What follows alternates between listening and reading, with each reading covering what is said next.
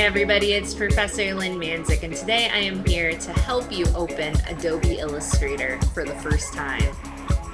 But first of all, we need to introduce you to vector graphics. And before we dive into all those tools and techniques, we're going to establish what makes Adobe Illustrator unique and why it matters for your work as a designer and illustrator. So first of all, we're going to talk about the core distinction between vector and raster. Raster images are utilized through the software Photoshop, and rasterized images are made of pixels, tiny colored squares arranged in a grid, and are resolution dependent. You enlarge them and you see the pixelization. It's best for photography, complex graphics, detailed textures, web graphics, and also digital painting. File formats for rasterized images in Photoshop include PSD, JPEG, PNG, TIFF, and GIF. Vector graphics, like we use in Illustrator, are made of mathematical paths, points, lines, and curves defined by equations. They are resolution dependent, scale infinitely without quality loss, and are best for logos, typography, illustration, technical drawings, print design. File formats include AI, EPS, SVG, PDF. Think of it this way: a raster image is like a mosaic. If you zoom in, you see individual tiles. A vector is like a formula. If you recalculate it at any size, the result is always crisp. Next, we're going to talk about another distinction that matters when we're working with Illustrator, especially in this class where we will be printing. We're going to talk about color modes. And first, we have RGB versus CMYK. So RGB stands for red, green, blue. It is an additive colored model. Light is added together to create colors, used for digital screen output, websites, apps, videos, social media, and presentations. Color gamut is a wider range of vibrant colors. If your work lives on a screen, we're using RGB. CMYK. CMYK stands for cyan, magenta, yellow, and key, or black. Subtractive color model. So in this ink absorbs light, colors are created by what's not reflected. This is used for print output, business cards, posters, packaging, magazines, brochures. The color gamut is narrower. Some bright RGB colors can't be reproduced in print. If your work goes to a professional printer, CMYK. So a brief history of Illustrator versus Photoshop. Adobe Illustrator was created in 1987. Fun fact, I used the first iterations of Illustrator and Photoshop because my dad was a technical illustrator and designer at Ford. But Illustrator was originally developed by Apple Macintosh, and it was created to work with PostScript, a page description language that enabled high-quality printing. Early adopters were logo designers, illustrators, and print designers who needed scalable graphics. Key innovation, Bezier curves, which we'll go over the Bezier pen tool. You'll hear me call it the Bezier pen tool. It's often just called the pen tool now, which uses anchors, points, and handles, gave designers precise control over shapes. Adobe Photoshop, created in 1990, was originally created by Thomas and John Knoll and acquired by Adobe in 1990, built for photo editing and photo manipulation on pixel-based work. It became an essential for photographers, digital painters, and web designers. Why they both exist? They solve different problems. So Illustrator, creation from scratch, precision, scalability, print-ready vector work. Photoshop, manipulation of existing images, photo retouching, complex textures and effects. Professional workflow. Most designers use both. You might create a logo in Illustrator and then mock it up on a product in Photoshop, or illustrate in Illustrator and add texture and depth in Photoshop. That's mainly what I use it for now.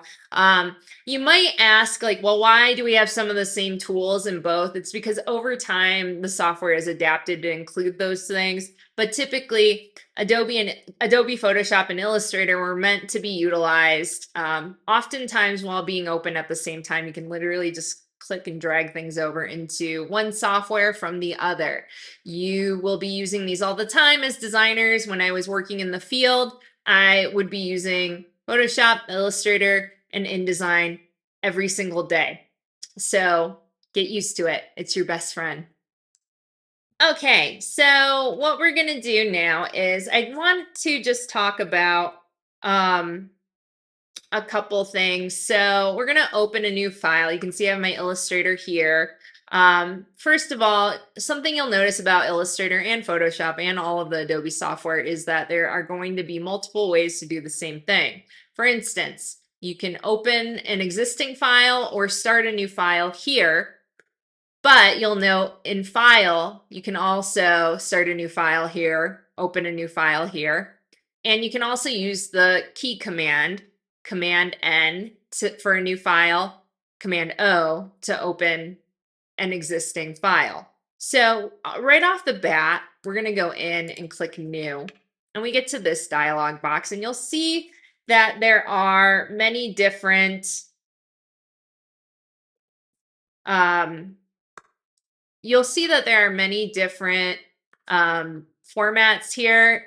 For print, I typically use the inches sizing because we will be sending things to a letter print if we are doing a print file, and in which case we have to have the exact parameters, right? If we're doing something for screen, 19 by 20 is a typical 1920 by 1080 pixels is a typical size. So it really depends on what we're doing. Typically in the US for print, we're using inches. For web, it'll be pixels. Sometimes it'll deviate. However, just keep that into consideration. When we look into the sizes here, we'll see pixels, points, picas, inches, feet, so on and so forth. Again, typically what we'll be using for this class is pixels and inches. In the field, you might see points, you might see picas, sometimes millimeters, centimeters. But the standard, because we're in the US, is typically inches for print and pixels for web. I go over all of these different size meanings in another video that covers the first chapters in Thinking with Type. So you can watch those and learn a little bit more about what these different conventions mean and why we have so many different options. So just again, to reiterate this, if we are doing something for print, we want to make sure we're using CMYK. Again, cyan, magenta, yellow, K, which stands for black. If we are doing something for screen, RGB. Here we have the bleed. The bleed is the area that might bleed off of the surface print. We'll talk about this more in extent as we move along, but I just want you to pay attention that this is essentially an imaginary margin that extends past, if we have a 8.5 by 11, that extends a 1/4 inch past the actual canvas size. In the event that we're printing something, you always want to have a bleed. Again, we'll talk about that more in depth as we go along, but I do want you to pay attention to that. Here we have background content, so you can have a white, black, or transparent background. And those are the main ones that I'm talking about. Here we have artboards. So in Illustrator, we utilize something called artboards. This is essentially a canvas on the board. I'll show you what that looks like in a minute, but something I want you to get used to doing is always starting with a naming convention. So we're gonna go ahead and just get started right off the bat by naming this how I want you to name everything in this class, which is your name first, underscore last, assignment name or exercise name, and then version 1, version 2, something like that. These are the main things I want in here. I know I might ask for the semester or the year in the assignment, and that's fine if you include that, but definitely your name in this manner and your assignment. I'm not as picky on if you put your last name first or your first name last. Either or is actually okay with me. I just want you to be comfortable with some sort of naming convention. And then I do version 1. The reason I do this is sometimes we have to edit things. We want to save a new version. So I want you to get used to saving multiple versions of your files. So we'll start with that and then we'll click create and we're just going to create a new print canvas. And so when we open this, you'll notice a couple things. So we have 4 artboards. So what this means is in Illustrator, it's a little bit different than Photoshop in that we can create shapes here. And this is what we call the canvas area. And whatever you actually want to show up on the print area will have to be on this section. If it's off of here, it's not going to show up. But when you're working on a file where you're maybe creating different types of merch or different types of things, imagery with a logo, let's say, you might have everything stacked around here. I also have my mood board usually in this area, so I'm always looking at it. So that's why that looks like that. Key things to remember here. Again, we work in vectors, and it works a little bit differently in Photoshop in that we're creating things based off of points and not pixels. But before we get into these basic tools, the first thing I want to do is I want to make sure you understand saving. So we're going to save as, we're going to save right away. You can save to the cloud. If you've had me in class before, you may know I'm skeptical of the cloud. However, I do use it, but I always make sure I save on my computer too, just in case something goes wrong, because I have had my stuff accidentally deleted by the cloud when the cloud first came out.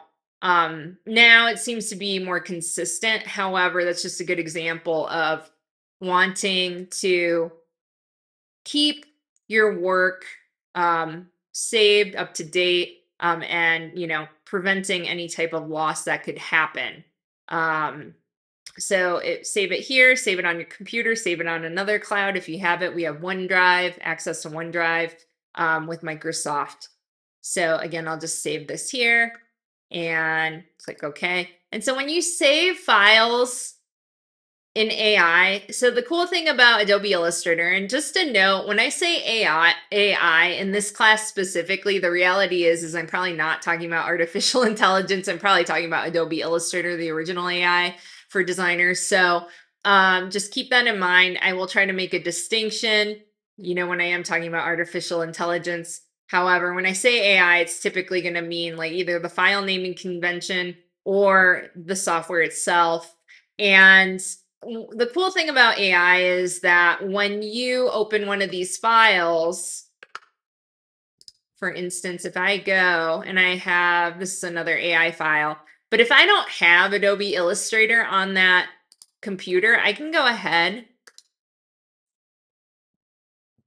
It's not letting me right click it, but I can right click this and I can open any Adobe AI file with, it'll automatically open with as a PDF.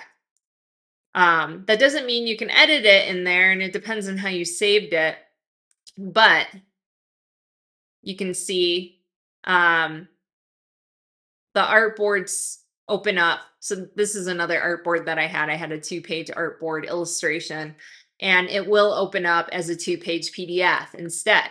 So I will be having you make PDFs. This is a really easy way to make a PDF. You make multiple artboards, and you can just go to File, Save As, or Save a Copy.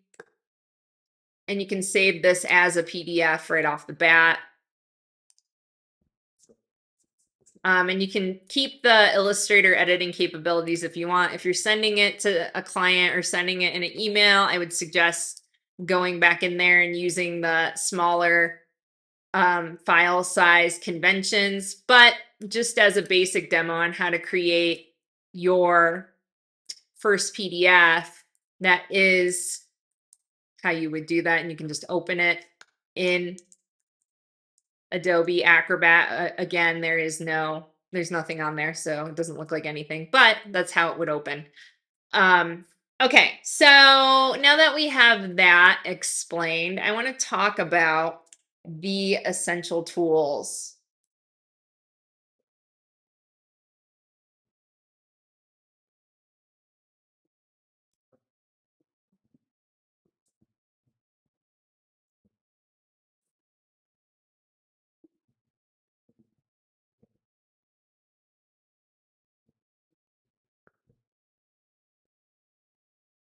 So, first of all, if we want to understand this workspace, Illustrator's interface is built around flexibility and you configure it for your workflow. So if we go into Windows here, you'll notice Workspace. You can actually change around what this looks like. For this, we're going to just go to Essentials.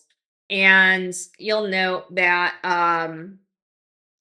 on top, actually, I'm going to go to Essentials Classic. Yeah. So we'll note that first of all, we have application bar, and the application bar is the menu bar up here, and it includes Illustrator. So this has preferences for Illustrator. File, this includes saving, exporting, opening, document setup, anything to do with the document. Edit, so pasting, copying, editing colors, transparencies, color settings. Object is anything to do with an object. Paths, shapes, things like that. Type, anything related to type. Select, effect, view, anything to view. Anything for viewing, like grids, rulers, things like that. Layers. And then windows, which will include the toolbar. And so if you ever open up your Illustrator and your toolbar isn't showing up, it's probably turned off under window. And then help. So what you'll notice next is we have the control panel, which is a context sensitive option based on your tool you're using. And that's right here. So right now the arrow is selected. So it's pretty general. It has document set up, things like that. If I choose the pen tool, we'll note that once I start using it, this changes again, and so on and so forth. So same for the type tool, same for squares, different things pop up. So that again is the control panel. And then next we have the tools panel, which is over here on the left. It has all our tools. The main ones we'll be talking about today are the arrow. So we have the selection tool, the direct selection tool, which is white, the Bezier pen tool, which you will be mastering, the type tool, and the shape tool. We have other tools in here. Some of these, I really want you to master this Bezier pen tool before we get started using some of the other pen tools, which we'll talk about that. We'll talk about why later. But for now, these are the most important ones to become familiar with. Panels are the things on the right here, and you'll note that we have colors that live over here. You can pull and drop down, any of these panels that you would like to show up here. So for instance, if I wanted swatches, it would show up here, and I could make it have its own home here on this bar.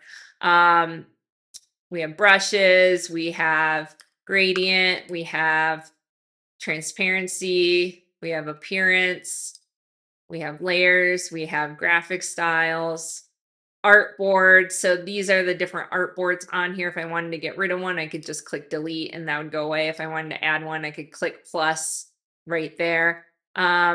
I'm not going to go over all of these exactly, but the ones that are really important, I'm actually going to just pull this to live here, is layers is it's an important one that we will be using. And layers, it works much like it does in Photoshop. So let's say I have a background with this square. I want something, I still want that there, but I want it on its own layer. I can click plus and then get a new one. And then I can create, a new shape and image over that one, like so. And then I can even lock them so they don't move around. So layers, very important in all the Adobe software, as you will come to realize and understand. And then we have tabs. So if you wanted to open a new document, we'll click this. You'll know it just pops up in the tab, so I can switch back and forth from each one.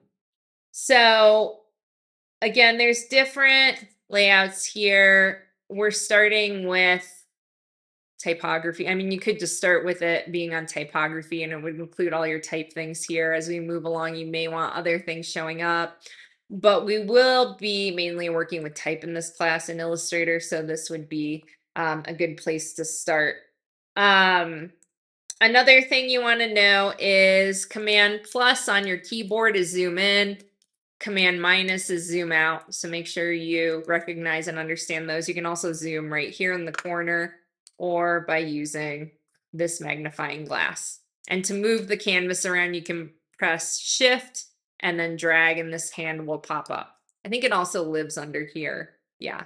So those are important tools to know too. So really the essential, what we're really going to be going over today are the selection tool, which if I have this, we'll know if I click the black arrow, the selection tool, we'll notice that it moves the object around like this, right? And we'll notice that I can scale, I can, rotate it with this tool. I can scale it. If I click shift, it'll scale with constraints. If I don't click shift, it'll scale it in any direction at any time. But if I click the white arrow, we'll notice it doesn't do that. We can move it around like this, but if I start clicking like I would on the other one, we'll see that it's not scaling exactly. So what happens with this one is we can note that there is 4 points. There are 4 points on this rectangle, and the points, if we click on one and drag, we can see that it warps the image. So this is showing you how the point system works in Illustrator. And if we click the center here, you'll notice we click the whole thing. You'll notice if we are using the black arrow or the white arrow and we move the corners, it'll automatically round them, which is really nice because we used to have to do that by actual decimal. Sorry, I didn't mean decimal. And now we can just rotate it all. We can do it constraint, so they all do that. You can also click it up here and do it by the decimal. But what we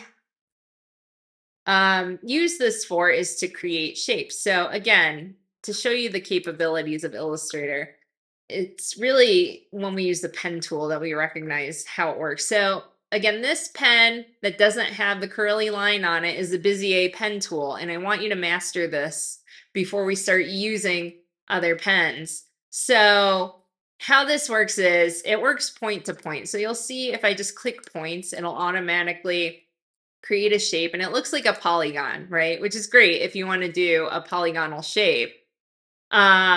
But the issue is, well, what do I do if I want to create an image that has rounded lines? Because again, we're using this to create logos. Illustrator is used for logos, for icons, vector icons, and for type.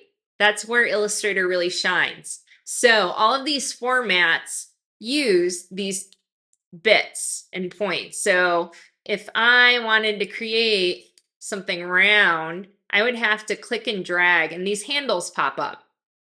And I can reset that path point by clicking it and then doing it again. So if I wanted to create, let's try to recreate the Apple logo. I would just go through and trace these shapes. And this is essentially what you're going to be doing with the letter G project. So I want you to take that G that you're creating and trace it with Illustrator. So you can see I have some weird bumps here and I'm like, ooh, how do I smooth that out? So if I grab the direct select arrow and I select that point there and the handle pops up again and I can just curve it out. And then I can just, change it, adjust it however I want. And then it works out. And the idea is we want to use as few points as possible. The less points, the better. I remember I didn't use Illustrator a lot in this manner until I actually worked in the field. And I remember having a designer I worked with, he was more of a type guy. I was more of an illustrator, and he actually scolded me because I had too many points on one of my illustrations that I handed over to him to use for a logo. So if you ever have too many points in there, again, like this point's not really doing anything. You'll see if I hover over it with the pen tool, the minus sign pops up, and I can click that and it'll go away. Okay. So that's how we delete. If we wanted to add a point, you'll see if I hover over that path, the plus sign pops up and it's there, and I can click that and do whatever. Everything is fine once you adjust that. So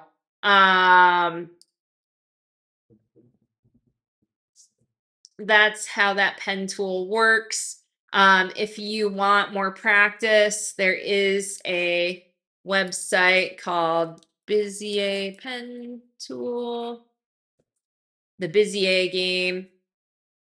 And I think I might include it in the Canvas, but I'll share it in the announcements, and you can just practice here and it'll go through, and you can take this as far as you want, and practice your tools, and you'll see it gives you a specific amount of nodes, and I'm just doing this really quick. That's really wrong. Anyways, you can go through and practice with this. Again, it's nice to be able to do this in practice when you're maybe watching TV or, at a friend's house, or just need a game to play. It'll make you really good at the pen tool because we really want to use this and be good at it. Couple other tools in here, the fill. So if we want to change the color, I'll just double click on the swatch here and we can just change the color. You can pull swatches out. We will be talking about color books that would exist in color models. If you want the outline to change in color, same thing. If we want to make the outline bigger, you'll notice stroke is up here. I can make it bigger, but just a rule of thumb, when we're using type, we really want to, actually, I'm going to have this rule. I'm going to apply this rule for the first half of the semester anyways. Not the first half, for the first month while we're just learning Illustrator. I want you to be really cognizant about not using outlines. I want you to try to do everything with no outlines, because the problem is people want to use outlines because you can. But the problem is when you start using outlines, you'll notice that it makes things look smaller. And maybe it's not an issue when we're creating a shape like this, but when you start using type, you really don't want to use outlines. It really makes things look smaller than they are. For those of you who are into makeup, I know in makeup tutorials, they will always say, if you put eyeliner around your whole eye, it's going to make your eyes look smaller than if you only accentuate one portion of the eye. And the same principle is true for typography, which when we start working with typography more, you'll understand why we don't want to do that. Let's see, some other tools. I do want to go over, so we have the shape tool. If you click and drag on it, you'll see you can get an ellipse. So these are generic pre-made shapes. Sometimes you use them. Again, trying to make your own shapes. I don't want you using icons from vector sites in this class. I want you to do it all yourself. We have the line segment tool, and I changed the toolbar so it's not all up. So again, I don't have all my tools showing, so I just went to Window, Toolbars, Advanced, so you can find those. So here we have the line segment. So this is just if you want a straight line and not to make, a shape with the pen tool. We also have another important one. Again, I showed the hand, the zoom. Another one is the eyedropper, which is here. And the eyedropper we use to pick up color. So you'll see I selected the shape and the colors pop up. I selected this apple shape and that popped up. You'll note that the line was selected, so it transformed it to the eyedropper that I selected from this colored outline. So if I wanted to, for instance, change both of these to that one as well, I could select those, grab the eyedropper tool, select it, and you'll note that those have the same treatment. All of these have shortcuts too. So rectangle, arrow is A. Sorry, selection is V, direct select arrow is A, the white arrow. Pen tool is P, rectangle, ellipse, polygon, M or L. Line segment is a dash. Type tool is T. I do think I have these under module resources in the Canvas too. And if not, it's really easy to find online on the Adobe site. But I'll try to include that in there if it isn't already there. Type tool is T, and it looks like a T here. So we'll note that the type tool is special in that we have this ellipsis around a cursor, right? So if I click this, we'll note that lorem ipsum populates, which is the general filler for text and layout design. Well, before we actually have body text to put in there. I can go up here and change the fonts and the size.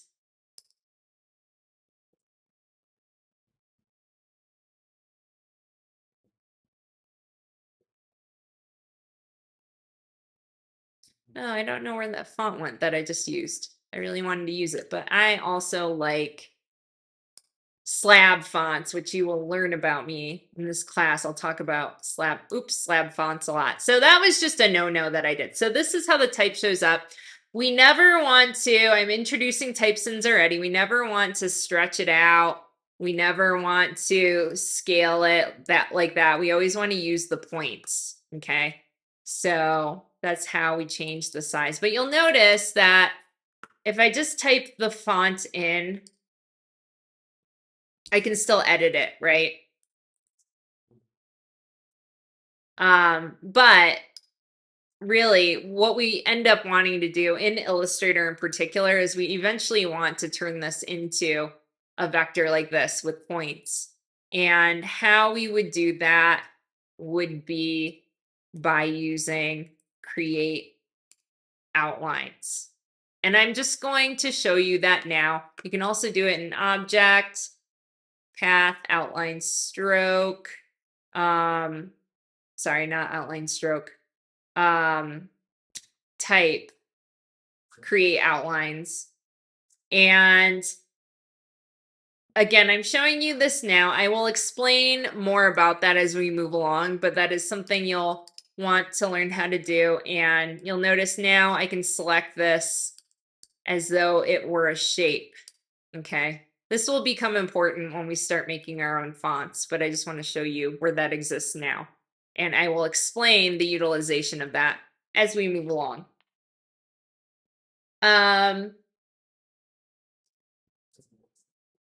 Here we have type controls with the letter here. We have paragraph, open type, okay, paragraph styles. Again, I'll go more in depth with all of these later, but that's where those live. We also have hyphenation exists in here, which will be important later. Gradient is here, another important one. So if I wanted this to have a gradient instead of a solid fill, I could do that. Alternatively, if I click swap here, it'll make the outline have that fill. So you can have a gradient fill on your outline, which is, I want to say that's a newer thing, but now it's not so new anymore. It's like over a decade, maybe more than that, that you've been able to do that in Illustrator. But there was a point where you couldn't do that. And that's it for now. I'm just going to go over those tools for now. The last thing I do want to talk about are, again, with the layers. So if I go back to layers here, I just want to show you that if you click that blank space next to the eye, and the eye turns the layers on and off. If you click that lock on, which a lock will show up if you click this empty space, then you aren't able to lock or you aren't able to move any of these layers, which is really important because we'll be tracing the G. So you will want to lock the layer that has your image on it, and then you can do a layer over it and then trace it like so. Okay. So that's what that looks like. So that's your first demo on Illustrator. I know that was a lot. I will be covering more about that later. Again, the first thing you want to do when you're finished is save. I didn't save this file yet. I should have done it already, but I was showing other demos in the process. So make sure you're saving, and then you can go to Command Quit and quit. Okay. So that's it for today. I will have some more info for you in the upcoming days.